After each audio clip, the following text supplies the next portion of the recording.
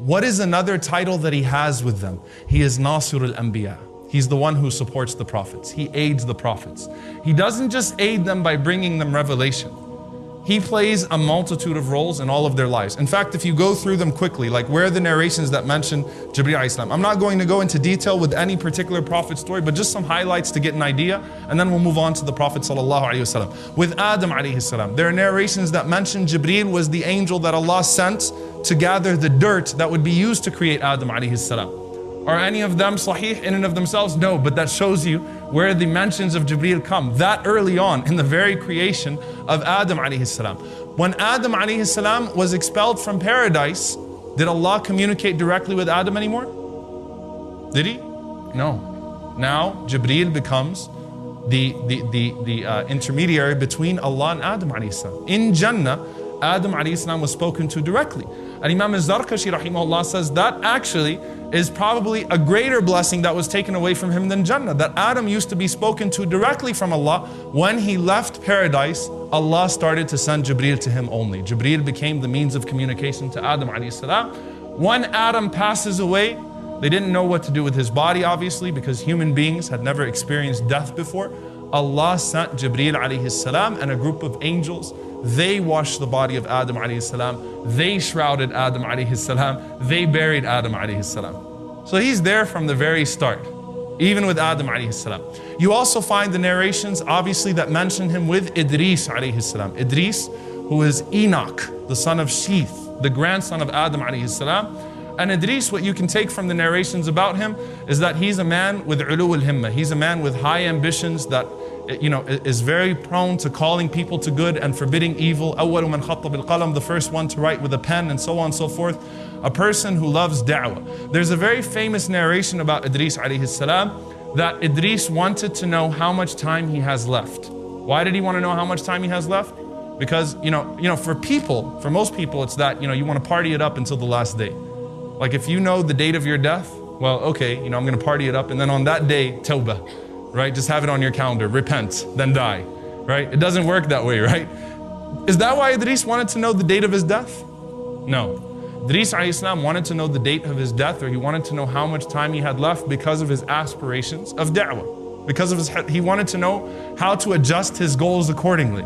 So he tells Jibreel alayhi salam to find out for him. And the reason why I mention this narration right now is because one thing to note about Jibreel as well, he is the only one that can take a prophet through the heavens and bring him down. He's the only one that can ascend or descend with any of the prophets of Allah through the heavens.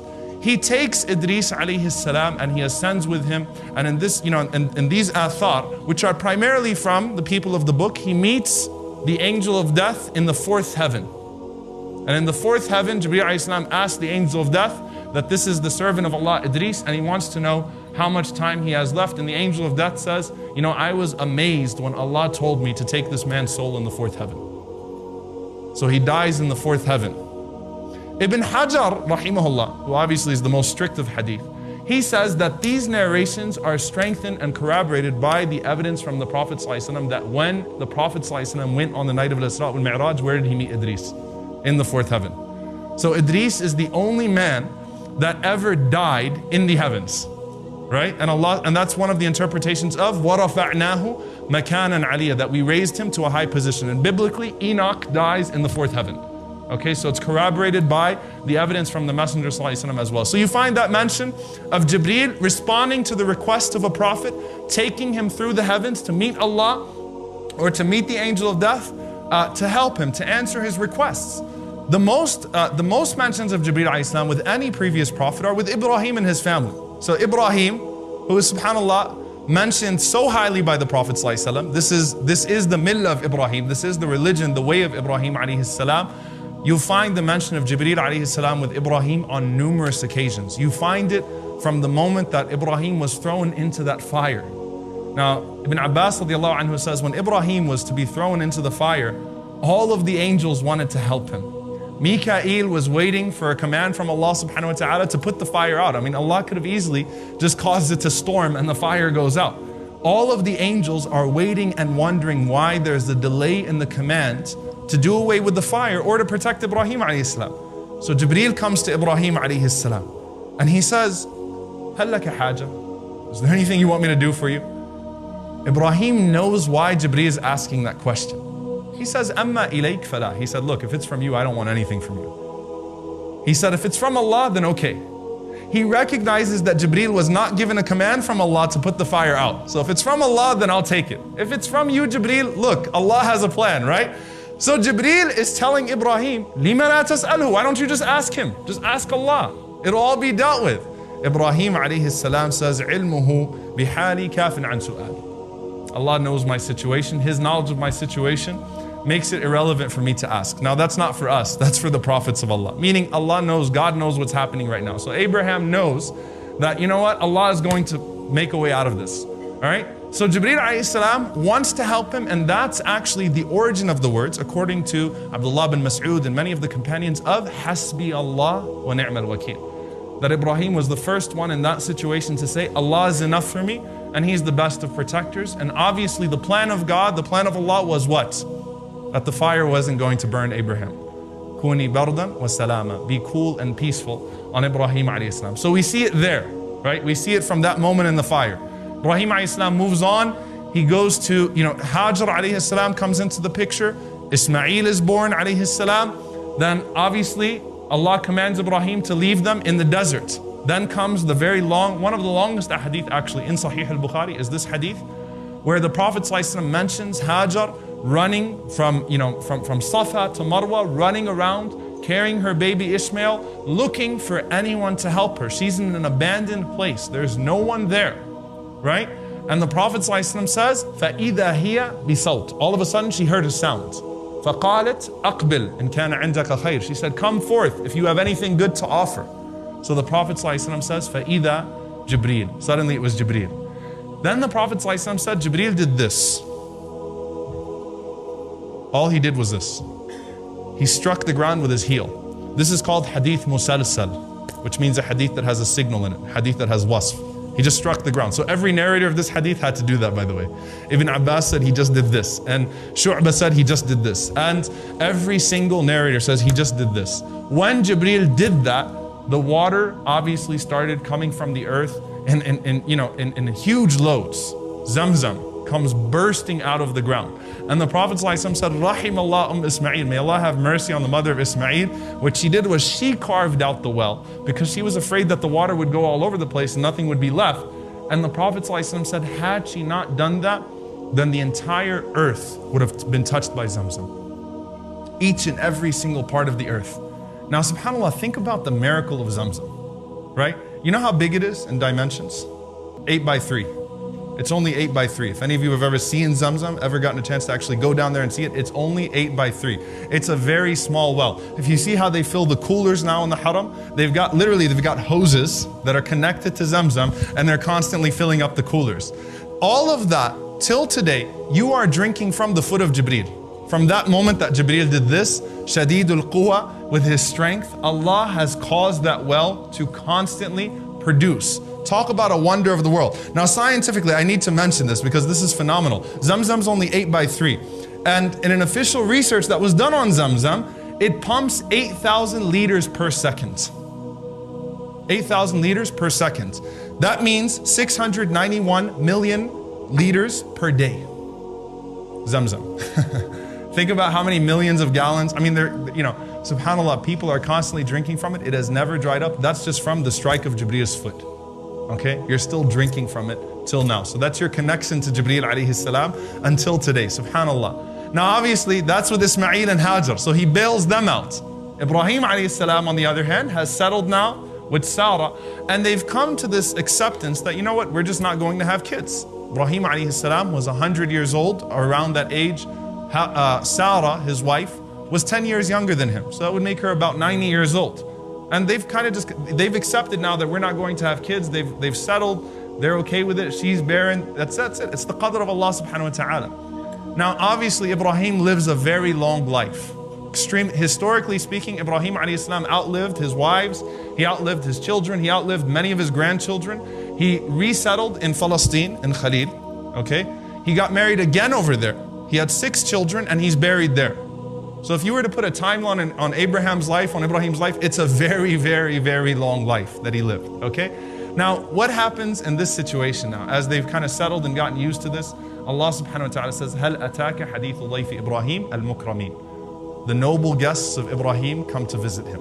Who are the noble guests of Ibrahim alayhi salam? They definitely included Jibreel. According to most of the scholars, it included Mikal and Malak al-Maut, the angel of death as well. So it's al-Muqassimati amra minus Israfil, because Israfil has another job to do. But a group of guests, some angels, come to visit Ibrahim alayhi salam. They don't announce themselves, they don't say that they're angels, but they just appear to be strangers just walking through, wayfarers. Ibrahim alayhi salam sees them as they come. إِذْ دَخَلُوا عَلَيْهِ فَقَالُوا السَّلَامَ. They say salam to Ibrahim alayhi salam. Ibrahim doesn't say, who are you? Right? Ibrahim alayhi salam says, Salamun qawmun munkarun. He says, Salamun, which according to Al-Baghawi is like if someone says to you, Assalamu alaikum, and you say, Wa alaikum assalam wa rahmatullah. He greeted them with an enthusiastic salam. Like, go ahead, come on in, guys, have a seat, right? It wasn't like, nowadays, you don't say salam to someone unless you know them, right? It's one of the signs of the Day of Judgment.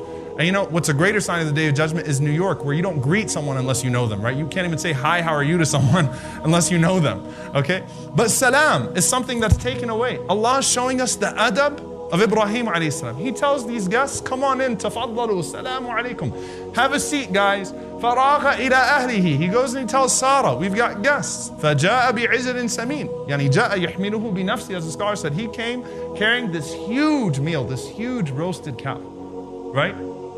Cooked, done well, a huge portion. He puts it on the table, and this is his generosity towards them.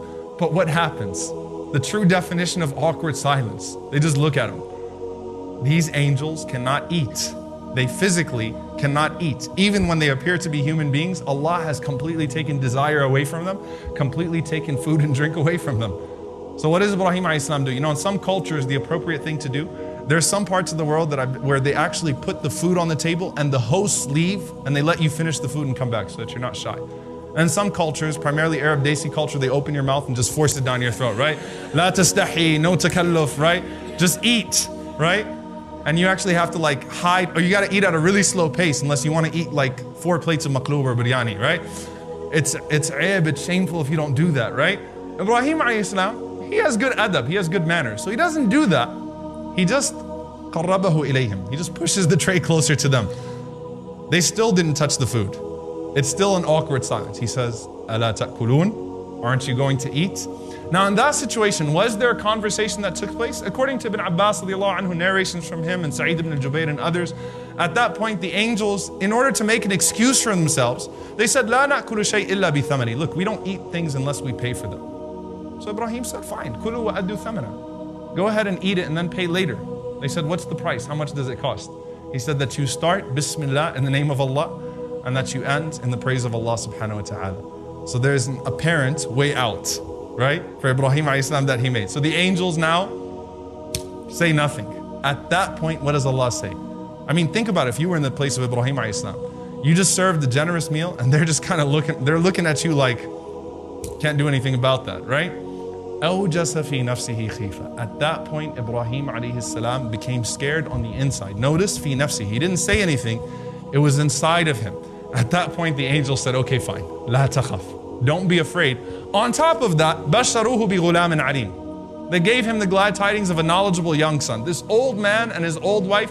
By the way, Allah has a knowledgeable young son that's on the way. This is something to take place in the future. In fact, many of the scholars say the angels were not going to give him the bushra at that time. They weren't going to give him the glad tidings at that time, but to put him to ease. بشروه بغلام عليم. Okay? Now Sarah is listening in from the other room because she's getting scared too now because these guys aren't doing anything.